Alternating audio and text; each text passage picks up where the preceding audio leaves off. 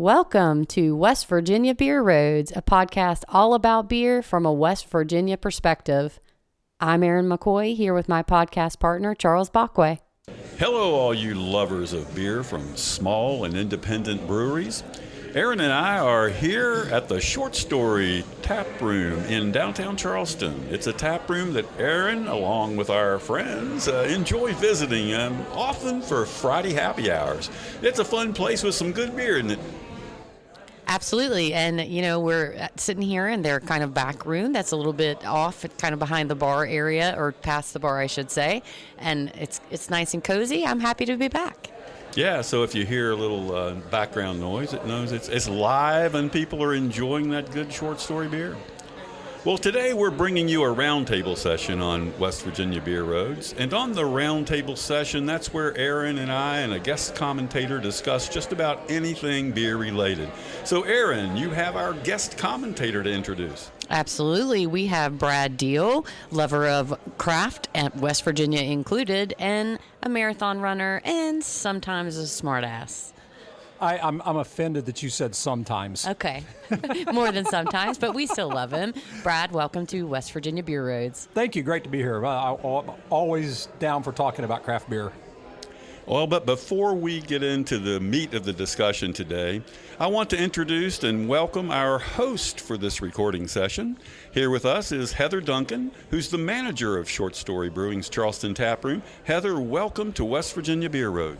Thank you very much, Charles and Erin. Glad to be here. Nice to see you, Brad, again. Usually I see you later at night. That's correct.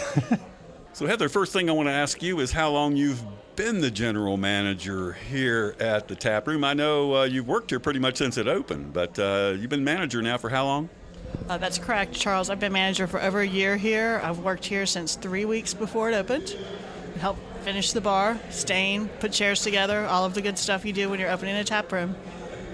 Hey, I know that's a lot of work, and we see you working here, so we know you aren't a loafer. You work hard. This is a tough place to work because you get a crowd in here, and that, don't you? Yes, we do. Yeah. But Heather, I know I've seen you around town longer than you've been here at Short Story. So you've worked in the bar business for a while, more years than just here, right? Yeah, more years than I'll say on this podcast, but yes, I've helped build several bars in Charleston along with CDI staffing.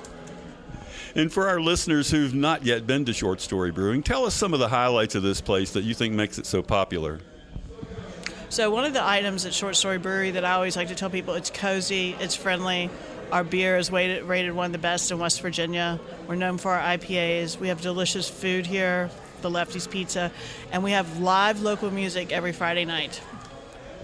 Well, Heather, what beer styles are moving best this summer here at Short Story? So obviously we're known for our IPAs. So one of our best beers that's moving this summer is the Chasing Daylight, and also Argonaut and Kolsch is sometimes a summer favorite here. All right. Well, in the West Virginia market, you guys are possibly best known for your IPAs, especially hazy IPAs. So which of your IPAs do best here in Charleston? So Chasing Daylight, and then our Elevated State, which just won the gold medal at Foam at the Dome for Best in Show. We're very proud of that. And then we launched a new one a month ago called Colorful Language, and that was with Superdelic hops, and that's a new hops from New Zealand that we prepared. That's exciting. And we sold out of that immediately. Oh, I'm so sure. We'll be doing that again. I think it's interesting you mentioned the Kolsch because that's usually the first beer I order when I walk in the door is get the Kolsch and then start looking at other things and figure out what I want. But the Kolsch is just such a nice, easy-to-drink beer. It is, and a great beer to drink. We also have another lighter beer called Half Moon Stance, which is our rice lager that we created just for the U.S. cycling this year. Yeah, you don't see a lot of rice lagers, certainly not in West Virginia, and this Short Story Brewing maybe the only place in the state right now that's offering one of those.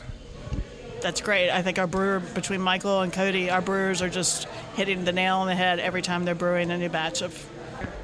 Well, I'm curious about your opinion of the beer scene here in downtown Charleston, especially right on Brewers Row where you're located. So I think the beer scene in Charleston is phenomenal, and I would say since the past 5 years, since I've been back, I've seen it grow exponentially. Obviously, Black Sheep was here with Bad Shepherd beer that's always been here. Pies and Pints has offered a great array of beers, even though they're not on Brewers Row. But then Fife, when Fife came in, that turned the tables. And now Fife came in, and then we came in, short story. And now we have a community of brewers. And what that community does for the city, and I don't know if people realize that when people are traveling throughout the country, they look for, if they like breweries, they look for cities that offer breweries. And since we're right off 77, 79, and 64, we get a phenomenal amount of out-of-state travelers on this Brewers Row, and I'm very, very proud of that, to represent one of the breweries here. Yeah, that's exciting and a very good point, especially for travelers. Aaron and Brad, Heather's brought us a couple of beers to sample today, and then before we let Heather get back out there and pour some beer for those customers that are out there at the bar waiting to get their beer service, I want her to introduce the first beer of the two. Okay, I brought our flagship Chasing Daylight, which I mentioned earlier. The hops are citrus and mosaic. You're going to get some tangerine, maybe some lemon in the front end of the notes, a smooth finish on the hop end. It's one of our most famous beers, and it's our most popular IPA. I know it's one that this brewery has made for quite a number of years, well before this tap room opened, I believe. That is correct. Okay, guys, let's give it a try and let's talk about it a little bit. All right.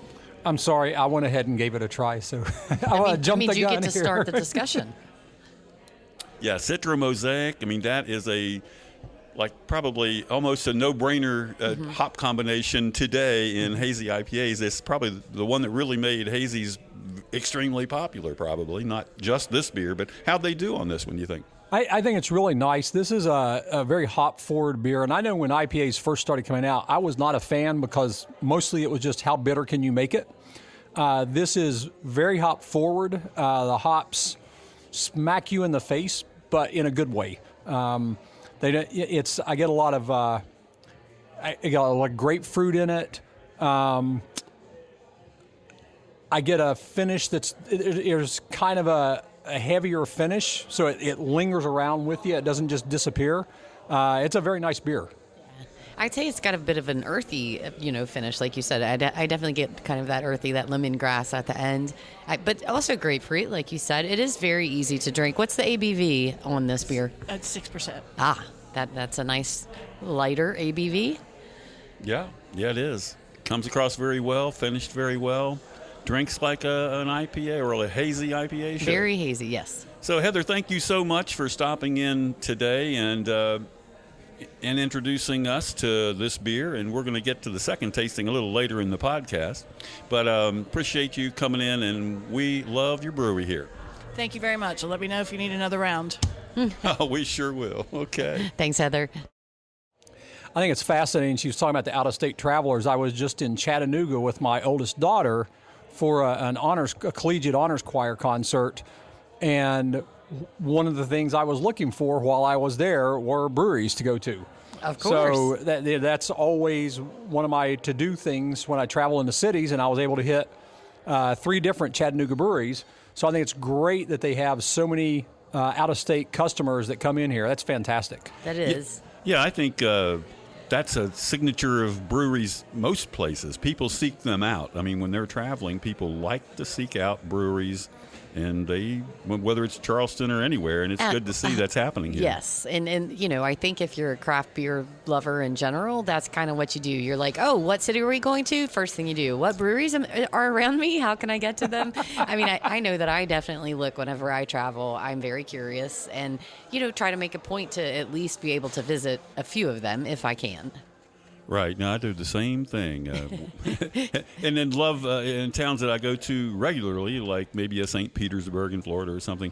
I love it to go back because the market does change. And right. There's always a bigger market, especially. There's always a newer brewery or two that you haven't been to before. Well, and it's a good way to check out, especially in those bigger markets, like you said, to check out the trends and see how, maybe the influence as far as how things are changing. Right. Well, we're going to get into this discussion, guys. Are you ready? And I think, Aaron, you're going to start us off today with the first topic, and that's what we'll do through the roundtable session. We'll throw out topics, and then we'll all comment. All right. Let's get right in the meat of things. So do you think the craft beer market is becoming too saturated? Why or why not? That's a fantastic question. I think it depends on your perspective.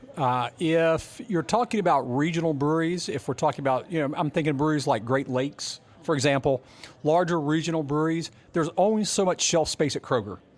And I think when you're talking about these larger regional breweries, the market probably is saturated. There's just not any more space to put beers. That's a fair comment. Yeah. On the other hand, if you're talking about small brew pubs, which brew a few styles of beer, have some good food, and the beer is sold on premises, I don't think the market is saturated. I said a long time ago that this country could probably support 50,000 brewers if you're talking about those little small-scale breweries like that. Right. So yeah. I think, to me, it depends on your perspective of what you're talking about. Yeah, whether it's a brewery you got to go to the supermarket or to a big beer store to buy their cans, or whether it's one you walk down the block and it's on the corner, a local spot. Those are or the local restaurant, and their beer supply is feeding the restaurant. Yeah, of course, two different markets. I mean, really, the local brewery versus the national or regional beers. And Brad, what I hear you saying is that you think there's more room for growth in the local beers market, like the tap rooms of the local breweries, than there is for the regional breweries. Even though they might be great regional breweries, it's still hard to find shelf space. And I think it's arguable that these local breweries have hurt the regional breweries, because once I started being able to get good local beer, I don't buy Great Lakes that much anymore. I used to buy a lot of it. Now I don't buy very much. Same. It was, I used to buy a lot as well. And again, I don't remember the last time I bought Great Lakes. Yeah, no, I found the same thing, that I used to shop the shelves. I would like to go to beer stores. Yeah, because it's all brand new and shiny. Yeah, here in town even, and look for what was new. And I want to try, or I'd go find like you say, a Great Lakes or somebody that, was a good standard beer when you wanted one. But nowadays, I do a lot less of that. But maybe I'm not drinking as much beer. I'm getting old, and so I don't drink as much beer. I'm not like I'm 25 out here searching for a beer every day. It's probably part two, though, our craft beer. We've enjoyed craft beer for quite a while. So, it does kind of dull after a while. It's not like, we can't get this anymore, because we can, and we've been able to for a while. So that changes. But I think also brewers have really, upped their game in about the last 15 years. Right. When I first got into the craft brewing scene, and that was about 15 years ago, there were a fair number of pretty bad beers out there. It wasn't difficult to find a locally made bad beer. I can't recall the last time I sent a beer back. I've had beers I didn't like, but it wasn't because there was something wrong with the beer. It was just, it wasn't my thing. Right. Well, and that's a big difference. I mean, yes. If the style is true to style, please don't ever send a beer back. If you just don't like it, that impacts things quite a bit. Yeah, but it's now. I've rarely even asked for a sample anymore. I'm just like, nope, pour it, I'll drink it.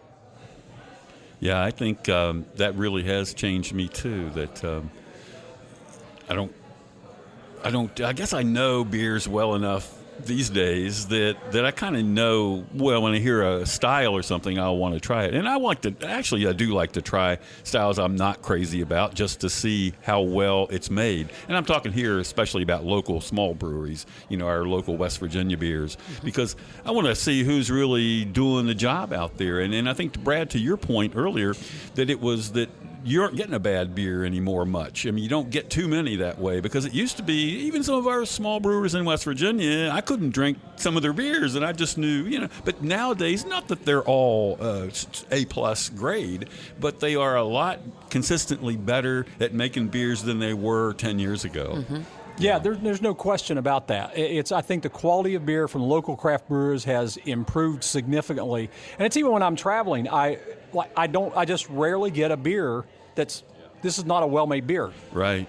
Well, I used to travel, and when I did travel, years ago, and go to cities where I'd check out the local brewing scene and drink the local beers. And some of the bigger markets, I'd think, man, I wish West Virginia had brewers this good, Well, nowadays we do pretty much. I'll go to bigger markets like the state of Florida or up to, Pittsburgh or somewhere, and I don't get a lot of beers that I think, wow, we don't have any beers this good in West Virginia, because the market's just really learned to brew. Mm-hmm. Yeah. Yes, absolutely. There's a few breweries out there I can think of, like Trillium, Other Half Burial, that make just off the hook beer. Yeah. Sure.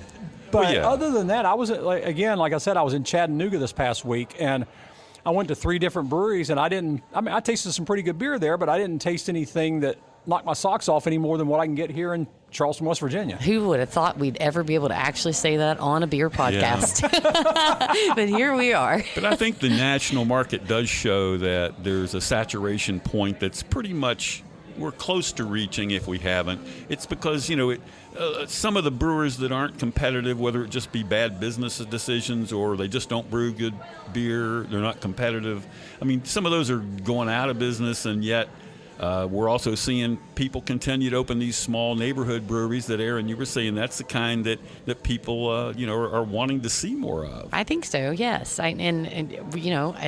We're going to have another one of those in our local region soon. That will be interesting to see how it impacts our local market, which I think we're going to talk about a little later. So we'll get into that later. But I do think people want to see local places and want to support local and just their communities. Yeah, I've definitely shifted my allegiance more to the locals, and of course that's my thing to talk and write about West Virginia breweries. Sure. So, but it does seem too that I see a lot of my friends in all these local tap rooms. They're not just drinking the out-of-state beers; they're drinking a lot of local beer. That's cool.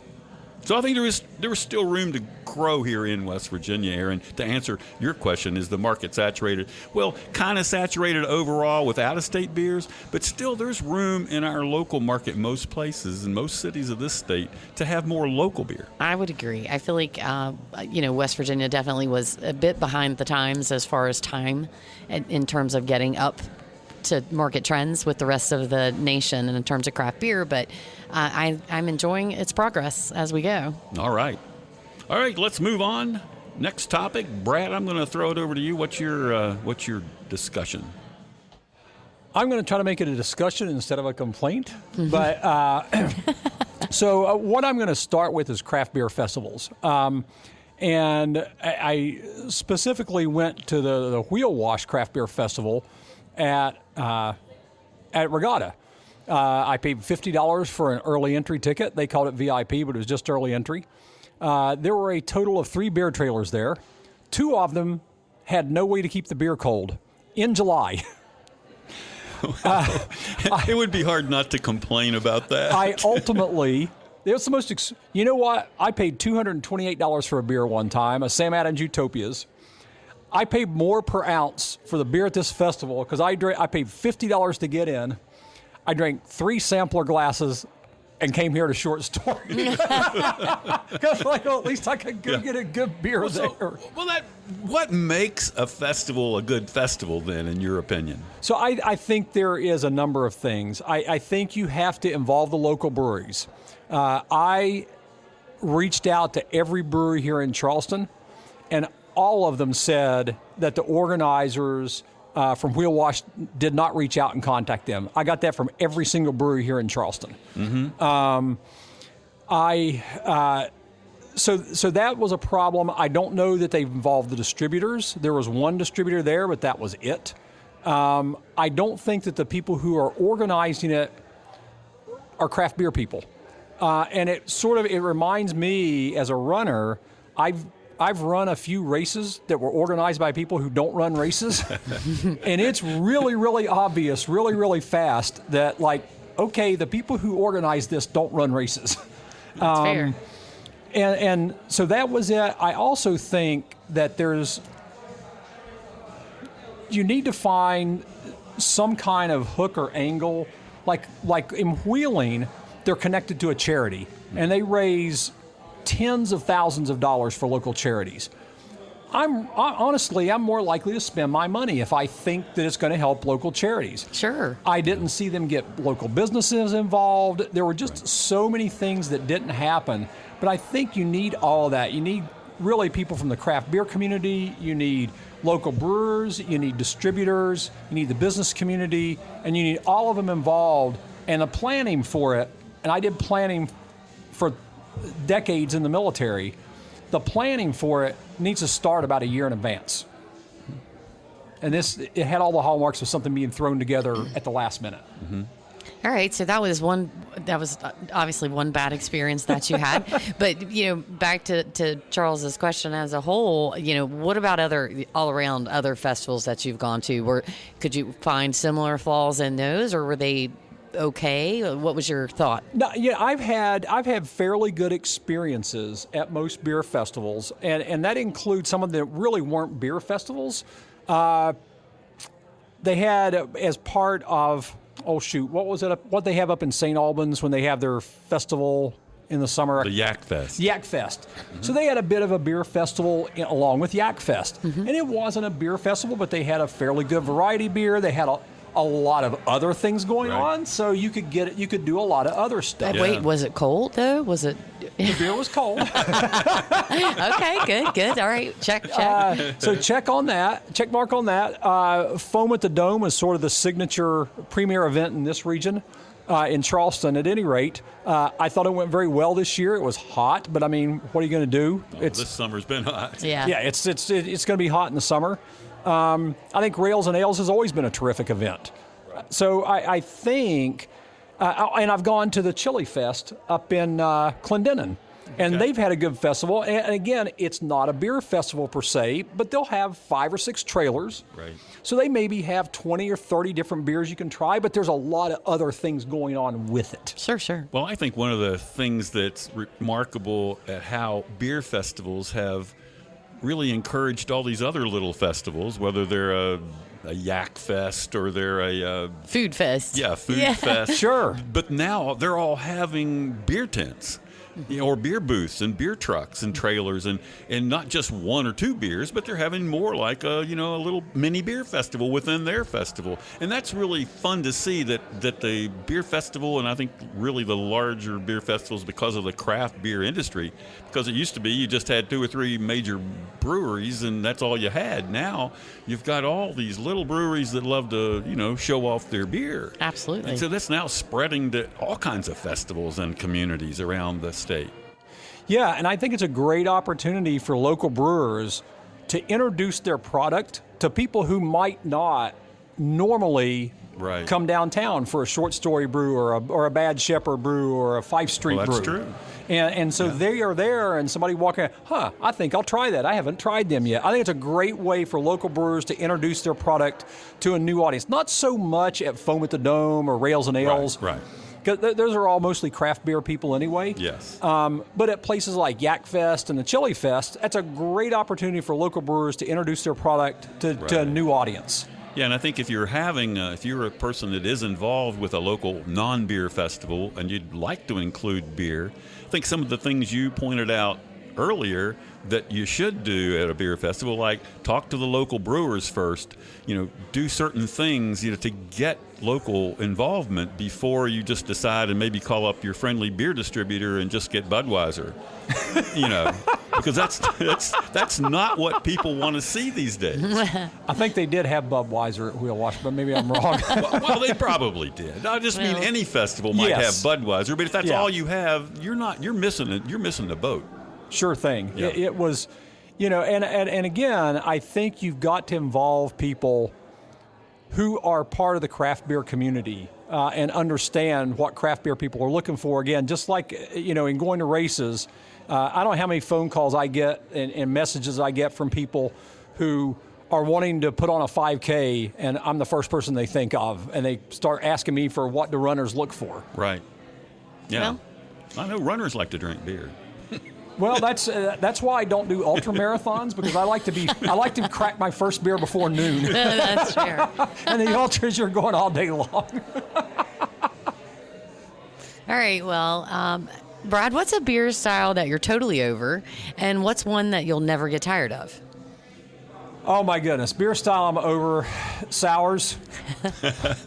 I could have predicted that answer. And I guess people have different things in their palates, but I'm fairly sensitive to both bitterness and sourness.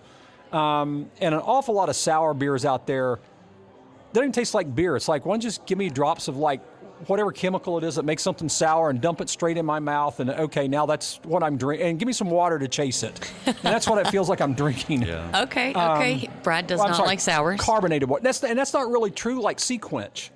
Like the Dogfish Head Yeah, Sequence yeah. is a sour, It is. and It's not a fruited sour. No, though. it's not a fruited sour, and you will frequently find me at the pool with a With that. Dogfish Head Sequence. Okay, so you don't like fruited sours. That's the difference. I don't like sours that just are mouth-puckeringly sour. Oh, so it might be a lightly tart fruited beer he would drink, and Yes. Sequences would fit in that category. But you don't like the true old style deep sour, that really, like you say, turn your mouth kind of inside out. No, I don't. And what's kind of ironic about that is I like Brett beers.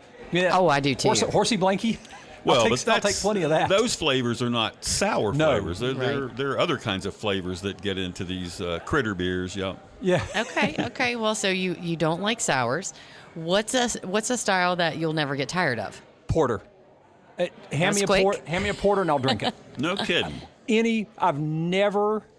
I don't think I've ever had a porter from a brewer that I said, no, I don't even want this. Yeah. It's a good beer. Yeah, I'll I drink it. know. And there's a lot of range in porter that, if you're not a craft beer kind of aficionado, you may not think about this, but everything from the lighter styled English porters to the big American porters that are very rich and chocolatey. I know you mentioned Great Lakes Brewing earlier, Brad, and they had a great porter. The Edmund Fitzgerald Porter is outstanding. If I'm somewhere and I see that on tap, I'm fairly likely to order it. Yeah, and if anything, maybe a West Virginia brewery is close to eclipsing that beer, in at least in my personal favorites of beer, and that would be Big Timber's porter.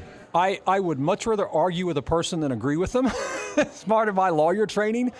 But the Big Timber Porter is one of those beers that every time I take the first sip of that beer, my first thought is, wow, this is a really good beer. It's really well made. And the Chuck's P51 right next door. Yeah, next door at Fife Street Fife is Street an Brewing. excellent beer. Yeah, so that's pretty good. You got a great porter at Fife, you got a great porter at Big Timber. I mean, I imagine there's a few more I'm missing, but yet there's some good porters in this state. And it's in Big Timber, I think, with the Big Timber Porter, it sort of belies the argument. There's I found too many people in the craft beer community that think, well, if you can find it in a gas station, it must suck. But you can find the Big Timber Porter about everywhere. Oh, yeah. It's all over the place. Right. Well, And yeah. it is a fantastic And beer. It is our most medaled beer in West Virginia It among is. the true top quality beer competitions like the Great American Beer Festival and the World Beer Cup. That beer has won medals and it's won more than one. I think it's won 3 medals now. It's amazing that a little place in West Virginia, Elkins, West Virginia, Yeah. Big Timber Brewing, they go away to these big festivals and take home medal. Yeah, I think it's impressive. fantastic. Yeah. It is. It is. Well, Brad, what styles or innovations do you think are overdue for a comeback? Oh my goodness, what's due for a comeback? I'll tell you what I have started seeing more of. I won't say I'm a fan of it because this is not my favorite style, but I've started seeing a lot more West Coast IPAs on tap. Mm-hmm. Right. So as I go around and I travel and I go to different breweries, for a while it seemed like the only thing you could find were hazies. Right. And don't get me wrong, For a long while. I'm all in for a hazy IPA. I love hazy IPAs.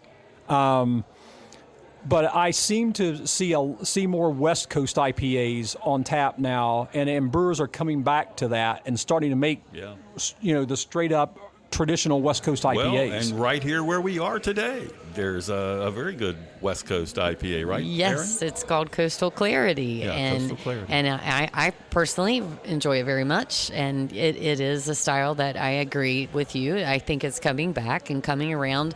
It was out there for such a long time, very piney, very kind of earthy for me, and then like you said, it was all hazies. Hazies were everything and have been for such a long time, but I do think that that's a style that is going to come back around and probably should. I'm sure people will disagree with that, but I think also that what I've found from the West Coast IPAs that I've tasted, I remember not being a fan of IPAs because it seemed like breweries the whole idea was how bitter can I make this beer? Oh, there was a time back in the aughts, the double aughts of 2000. Yeah. That was the case. Yeah, and it was they were undrinkable. Yeah. And now the West Coast IPAs, yes, they're bitter, but the brewers are balancing them out with enough malt backbone that they're not overly bitter, but yet they're still piney and resinous. Right. Yeah. If they're West Coast style, and hey, there's a good one next door here at 5th Street Brewing. I mean, they make a West Coast IPA, and it's one of their standard beers, I think. Yeah. That's interesting that palates change and, trends go through the market. So let's move back to Brad now. And I think, Brad, you have a topic for us on some statistical differences. As somebody who teaches in higher education, I know that there's three kinds of things. There's liars, damn liars, and statistics. And you can make statistics say anything, but the Brewers Association and a lot of other things have noted that millennials seem to be drinking less alcohol than their boomer and Gen X and Gen Z counterparts. Right, yeah, I've certainly heard that and read that. Yeah. And from the Brewers Association, at least, the Brewers Association said that in 2024, overall U.S. beer production and import was down 1%, and craft brewer volume declined by 4%, which is a lot. Which is a good bit. Right. And interestingly enough, though, craft beer's share of the entire market declined just a bit. But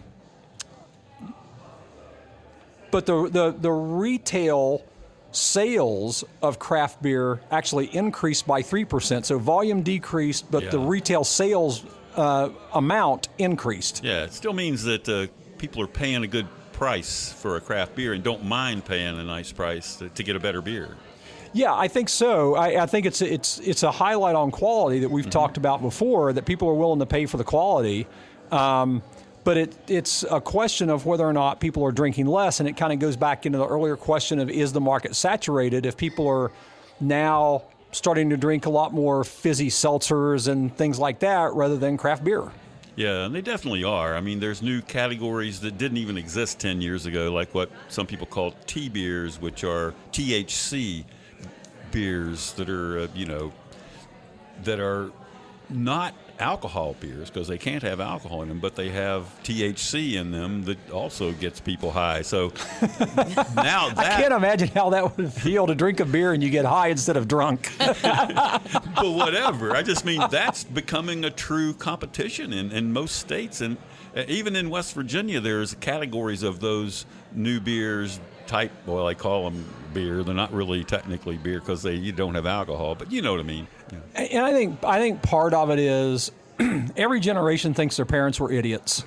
That's a given. Which is a given. And you've got a lot of the older generation who really developed the craft beer scene over the last 25 or 30 years.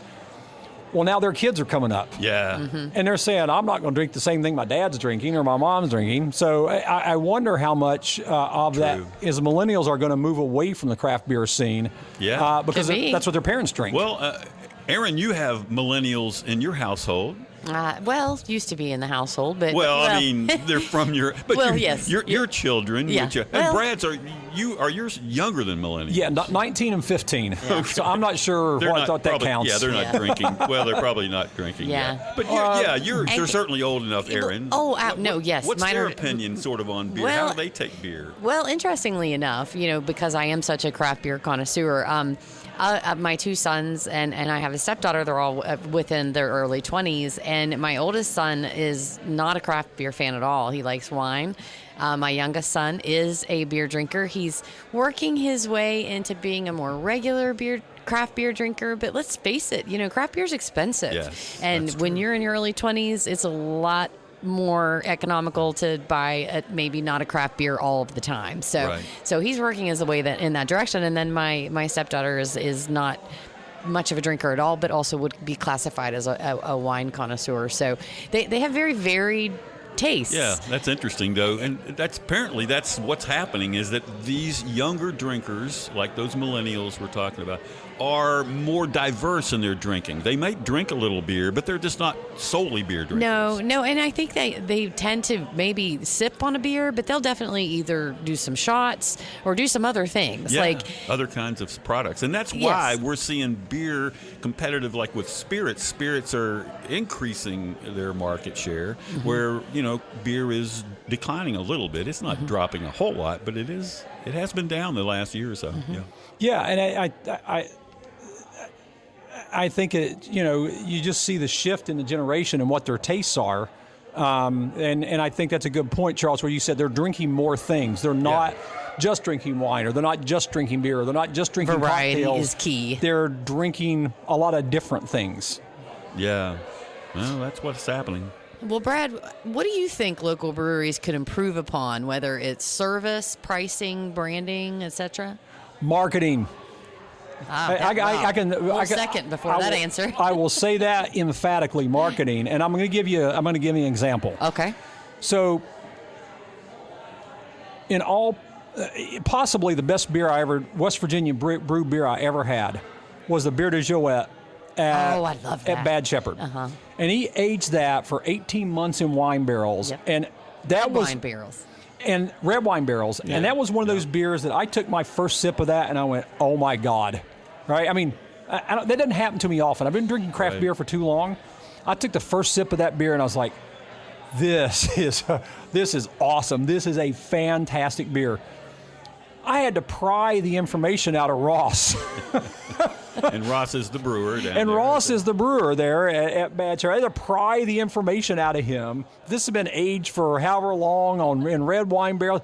And I'm like, why do you not have a big flashing neon sign, figuratively, right? Why are you not bragging about this? Why are you not marketing what you've done to produce this terrific beer? Yeah. And I rarely see any marketing from West Virginia brewers. It's, hey, we made a beer, you want to try it? Yeah, that is true. That most of them are, and I think part of the problem is that they're so small. They don't have a lot of specialization in their employees. I mean, they may have a bartender and then they have a brewery staff, but they're so small and they work so hard just to keep the place open. They don't happen to have necessarily a background in marketing. That's not where they came from. And they don't have time to learn it because they're just overwhelmed with being a little small family-owned business. And I think that really does hold them back because you don't see a lot of good marketing. Some of these people don't even do Facebook. They don't do hardly anything. They don't have a website. They don't do Instagram, or they don't do other social media. It's just rare to find ones that are good. Maybe half of our breweries probably fall in the category of not very good at any kind of media. Right. Yeah, and I think but I wish they will, because I think that's an investment, right? As opposed to an expense. You need to think of that as an investment. Right. And being involved in that media, and how do I market this? Yeah. Within social media, and spend some time and effort on that. Yeah. Well, I think marketing too is by training your bar staff, because a number of them do have a bartender or a waiter, waitress, whatever, that goes to out to the tables. But they're often not very well schooled in what they're serving. I will never forget when Charleston Brewing Company first opened. Yeah. Right, it was Charleston Brewing, not Bad Shepherd. And the server came up, and I'm asking him to describe some of the beer to me, and he said, well, this one's kind of like a German stout. What is a German stout? Yeah. And I was like, What'd you say? I just nodded my head. I was like, well, thank you. I'm just not going to ask you any more questions. No, I mean, I'm not a total beer snob, but I do know a little bit about Charles. beer styles. And I've learned, I don't even try to comment on bar staff anymore, because I expect that they won't know anything about the beer they're serving. And it's really fun when you do find somebody that does know what they're serving and can talk to you correctly and intelligently about. But they have had to learn that from their brewer. Yes. It's not like they just knew it because they work there. So the brewers had to tell them that. And I think brewers, I wish all of them would spend a little more time figuring out how I can educate all my staff about what we make here and what we sell. Yeah, I think that's a great idea because that's, when a server is trying, somebody says what they like to drink and they Right. really don't know what they're taught, how to advise someone. I'm at the point where I don't really need to ask a whole lot of questions. I know what I'm getting, but I'm probably the minority, right? Sure. Most Oh, customers yeah. need somebody to help them, pick out what they want. Yep, I agree. Hey, Ben, since I think we're all out of the first beer that we had here at Short Story Brewing, now we have a second beer, which Heather brought us earlier, and I'm going to go ahead and introduce that beer. It's called Beaches of Appalachia, and it is a, what do you call this? Kind of a crazy... Mexican lager? Kind of a crazy Mexican lager. So it is a base light lager, I would call it, with has flavoring in it. It has lime and salt, both, which...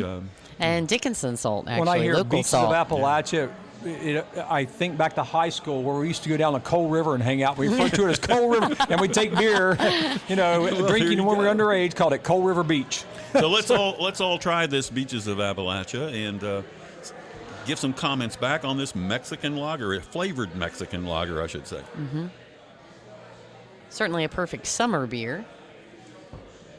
Yeah, and I do think this only comes out in the summer from Short Story. It's definitely an easy to drink. There's some corn. I'm getting corn. Yeah, Definitely salt. It does have a corny lager flavor, and I would assume that's what it is. And yeah, the salt, not overly salty, but there's No, but it's just a enough. touch.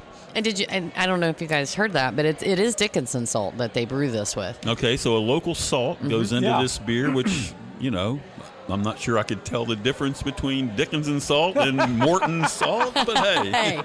Anyway, it's Yeah. nice that they're supporting local industry. They are. I will say I find it interesting. So I've had several Mexican lagers, and I like this one quite a bit, actually. But the ABV for this is a 5.5, and I feel like most Mexican lagers tend to have sort of a lower ABV. So this seems kind of on the higher end of just Okay. alcohol by Yeah. volume. I mean, not That's hugely true, different, but because just remember somewhat what is different. a Mexican lager that we're most familiar with? It's either Corona or it's Modelo. Right. You look at their ABV; they're not as high as this. Right. So that's where a Mexican And I'm not lager is. complaining. No, I'm just saying I it's know. a point to make. And when I'm thinking of summer beer and by the pool or out on a boat, I'm going to drink 4 or 5 of them.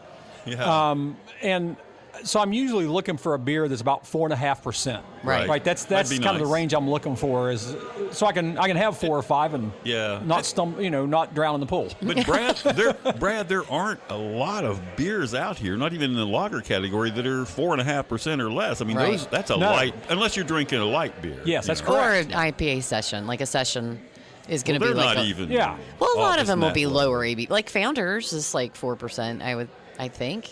Yeah. I just mean, most people are drinking lagers for a lighter style, Right. And they're often, 4.5 to up to 5.5, and this beer, what'd you say, 5.5? And yeah, so it's like at the top end of the lager kind of category in ABV anyway. See, I like this beer, but this one has enough.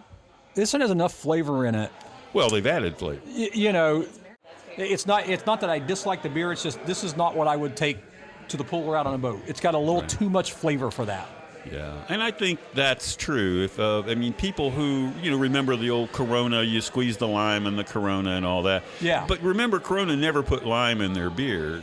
You added lime if you liked lime. I'm just one who prefers a tasting beer rather than one A lime. that's flavored. And I'd rather you not pre-flavor my beer for me. Right. Whether it's for summer or not for summer. But hey, listen, every brewery's got to make something different, and I understand that. And this Sure. is a popular beer here. Heather says it sells well all summer, so I can't argue that. No, I agree. Well, we've had a lot of breweries open in Charleston over the last 5 or 6 years, when we originally had 1, and now we have 4, I think, and 4 outlets for beer anyway. This, where we are today, they don't brew on premise here, but they brew up in the Fairmont area and send their beer down here to this tap room. So they are, we call a local brewery, but now we're talking to folks who are going to start another brewery here in town. They're already starting to build it, and they got their equipment ordered and all that. Plus we have the other 2 here on Brewers Row. We have one over on the west side. Where do we reach a saturation point in downtown Charleston for breweries? Because we're still losing population. Well, I don't know. I wonder about, honestly, there's an old joke among lawyers, right? One lawyer in town and he'll starve. Two lawyers in town, they'll both get rich. And I think there's some self-reinforcing thing when you have more than one brewer around. Oh, there is. There really definitely. is. And I think about Nano Brew over on the west side. Yeah. And really, it'd be nice if there was another brewer there on the west side. Yeah, they really need something else to help build that as a district to visit for beer. Yeah. Yes, absolutely, Sure. because that's the only place there to visit for a beer. Right. And I know a lot of times when I come down here, I don't just stay in one place. Right. I might go to 5th Street and have a beer, and then go to Bad Shepherd and have Yeah. a beer, and then come down here and have a beer, and then go home. Yeah. So I frequently don't stay in one place. And I think a lot of people are that way. Yeah, well, you remember, of course, we all remember well when Bad Shepherd was the only place, and it was there for like 5 or 6 or I don't know if it was a long time, for many years, even before it was Charleston Brewing and before they changed their name. And you would think, well, did they have enough business in there for people to open 2 more little breweries right on this block?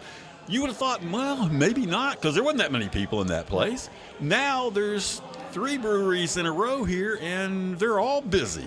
How does that happen? I mean, I think, Aaron, to your point, having 2 places, or whoever said that. Brad said that about the lawyer. It was Brad. Yeah, having 2 or 3 or 4 makes a district, and that multiplies the amount of people that want to come to a brewery. Sure. Well, and we think about local people, but it's like what Heather said, too. We don't think about that. That's right. The traffic. Is it traffic that you bring in from out of Yeah. state? People who are like, oh, hey, there's 3 brewers down there. I'm Right. going to go. Right. I'm going to go try Well, that. Yeah, beer fans driving by Charleston might have skipped it when there was only 1, but now they see on the list there's 3 right together. What's stopped there?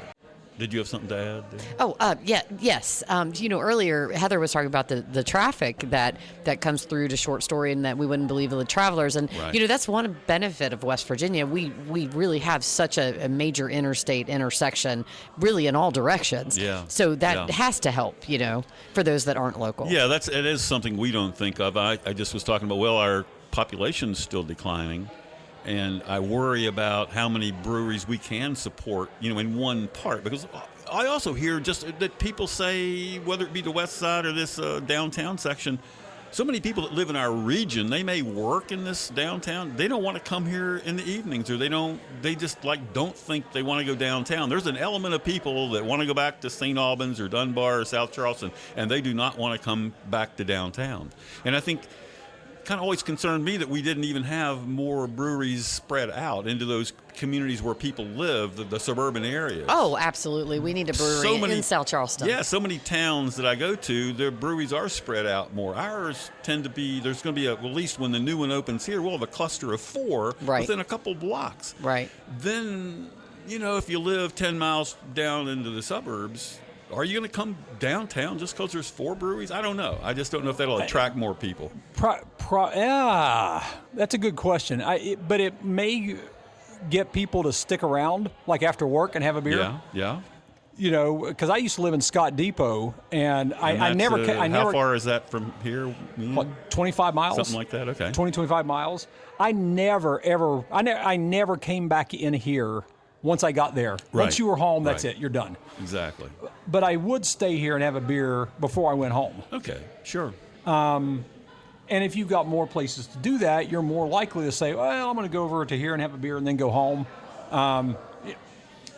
Wreck on the interstate, traffic's a nightmare, so I might as well just go somewhere and have a beer. But I agree that it would be nice if we had a brewery in South Charleston, for example, Right. or St. Albans. Yeah, I think again that the future for me, if I'm recommending where people go who want to start a brewery, I wouldn't say come downtown. I think it could get saturated now. And again, if our population isn't growing in the downtown region here, it's not. Right. And so go to the suburbs somewhere and find, again, along a major transportation corridor, find a place, other places anyway, close by. Yeah. Well, Brad, I've got a question for you. What is your most unpopular opinion about craft beer? What is my most unpopular opinion about craft beer? Oh, my goodness. I hate Simcoe hops. I don't know how unpopular that is, but if I see Simcoe on the hop bill, I'm not drinking the beer. Yeah. I think Wow. it's like cilantro. Okay. It's a love it or hate it thing, and if you have the palate, like give me all the cilantro, right? You can't have enough. In the salsa, just dump the cilantro in. But I really dislike Simcoe hops tremendously. And Pretty widely used hop. it is a very widely used hop, and I look at the hop bill before I order a beer. And if this is Simcoe, I've had a few beers of Simcoe hops that were tolerable, but it was like the last hop on the list. You know, I don't know how many years ago it was, maybe 20 years ago now, maybe less, but 15 anyway, that Simcoe started being in all kinds of beers, especially out West Coast. Yes. I think Russian River Brewing, which is a very famous brewery out in Sonoma County, they put Simcoe in a bunch of their IPAs that they made famous. I don't remember if it was Pliny the Elder or Pliny the Younger. Some of those had a lot of Simcoe in there, and it just, got a reputation. Everybody says, let's make Simcoe beers, and they're all over the country. I remember hearing forever about Pliny the Elder and how awesome it was, and it was the best beer on the planet, and I got one, and I took the first sip, and I dumped the rest of it. Because of the Simcoe? Because it was Simcoe hops. It just knocked me over. Had that Simcoe signature. I was like, nope, That's all right. nope. And I'm old enough not to drink beer I don't like. Well, that's fair. Oh, I am too. That's for sure. So, what's your unpopular opinion, Aaron? Oh, gosh. Put me on the spot. Or Charles? Let's have Charles answer Oh, I first. have no unpopular opinion. I actually do, and this is a generational thing because at our homebrew club today, which is made up of a lot of younger people, maybe in their 30s, to a great extent, and some of them probably still in their 20s. I just found that, and this applies also to young brewers, commercial brewers around. New brewery starts up that I've never heard of, and I'll go there. They don't pay much attention to beer styles like we used to. I was raised on beer styles. You really stay within that style guideline, and you want to make really the best beer in that style guideline. These guys just want to make beer out of anything, and it's just like crazy shit. They put anything in them, and they don't pay attention, and then they will call it a style, which it isn't at all. And it bugs me. But I know I've learned it's unpopular because I don't want to hurt their feelings, or at the brewery or at the bar or anywhere else. I don't want to say this beer is not what you just said it was, Right. because they don't know what I'm talking about, really. Like, what do you mean it's not that? Because, I'm paying attention to these beer style guidelines. And You're looking at BJCP. yeah, stuff like that. And it's just like, okay, that's not as important as it used to be. So what I've had to learn is that unpopular opinion of that beer isn't the style, just keep your mouth shut. Because nobody cares. I guess on that note, for me, I keep my mouth shut essentially about lagers. Like I know a good lager, I can respect a good lager, but I just, as you said, Brad, they're just beers that they're not for you. Lagers just are not for me. So I know that's an unpopular opinion. I know people love them, and I'm just not one of them. Well, that wraps up that. No, it doesn't. I want one more beer, last thing today. One more beer to talk about, and that's the Kolsch style. I think, did someone just mention earlier, was it Heather that Cold said beer here. Cold beer here, or was Brad? Yeah, because what I love is that all three of the breweries right here on Brewers Row, which are like a block, within a 1 block period area, they all make a Kolsch. And it's fun because you can compare all three Kolsches, Which are very different. Yeah, and they yes. do taste different. And I have my favorites, and let's talk about those Kolsches a little, if you can. This makes me, I'm going to admit this makes me old, but I love a Kolsch. It is beer flavored beer. It is. Right? It is beer flavored beer. Yeah. That's all it is. It's simple. It's easy to drink. It is. There's nothing complicated about it. Right. And it tastes like beer. It doesn't have fruit in it. Yeah. It doesn't have a ton of hops in it. It just tastes like a beer. And I love that you're saying how simple it is, and it's nice and easy to drink and all that, which is all true, and I agree 100%. but doggone it, it is hard to make because it is not a simple processed beer. It's not even the same as most beers because it's fermented at different temperature. It's aged a little bit, unlike most of those ales, because it does have a little curing age after it's produced. And if people don't know how to make a Kolsch, and even what ingredients go in a true Kolsch, and again, I'm the beer style Nazi. I'm thinking, okay. But listen, I've been to the city of Cologne in Germany a number of times, drinking that's where Kolsch beer is from. It's the original. And, that's why we make Kolsch beer, or call it Kolsch beer, because they called it Kolsch beer. And here in America, a lot of people have bastardized Kolsch to just be anything that's a light blonde ale. Right. And that's not what a Kolsch is. Exactly. It can't be just anything. But I think, my experience here, I love what Ross Williams has done with Kolsch at Bad Shepherd. Yep. And then when Fife came on and they started making a Kolsch called something Homie. What is that? Straight Kolsch Homie. Straight Kolsch Homie. I love the name. But at first I thought, I'm not wild about this beer. It was a drinkable beer. But again, I didn't know that it was really tasted like Kolsch should. Nowadays, they've changed that beer enough, or perfected it, or tweaked it, whatever, it's a daggone good Kolsch. So I'm happy there's a couple of good Kolsch beers on this block, and then there's the one here, which you guys were talking about. Well, and the thing about a beer like that is, I mentioned porters earlier. You can hide a lot of flaws in a robust porter. Right. Oh, yeah. Right. You've got a lot more room to hide. Yeah. You got a lot more room to hide the flaws in a robust porter. You brew a beer like a Kolsch, there's no room to hide. There isn't. It's not. It's either good or it's not. Yeah, basically, and it's refreshing or it's not, and it should be crisp and not sweet. I've had some in some places. It's like kind of, and this is one of my gripes. Like a lot of pilsners I get tend to be sweet, and I'm like, this shouldn't be sweet. No, not a Pilsner. And and Kolsch shouldn't be sweet either. No. No.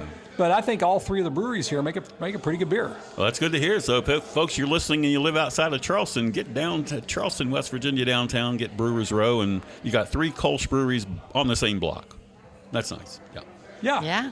All right. Anybody else have any closing comments before we wrap this up? I think I'm commented out. Yeah. No, I appreciate y'all inviting me. It's when somebody says, "Hey, would you like to come and talk about beer for an hour?" It takes me about half a second to say, "Yep, I'm in." Well, awesome. Colonel Deal, we're happy to have you. Thank you. I appreciate that, Charles. Absolutely, Brad. Thank you for being on West Virginia Beer Roads. It's been entertaining and informational as always. Thank you. Thank you for inviting me. I appreciate it. This brings us to the close of another podcast.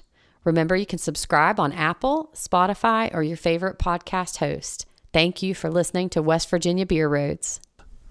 West Virginia Beer Roads is a production of BrilliantStream.com.